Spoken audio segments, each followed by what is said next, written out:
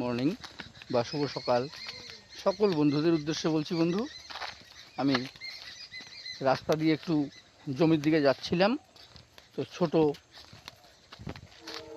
রাস্তা, আপনারা দেখলেই বুঝতে পারবেন।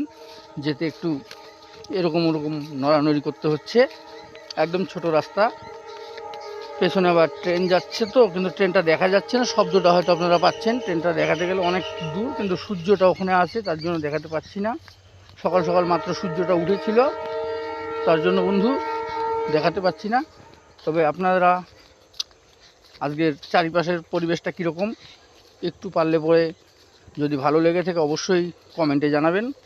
যদি কারো ভালো না লাগে সেটাও জানাবেন, কোনো অসুবিধা নেই।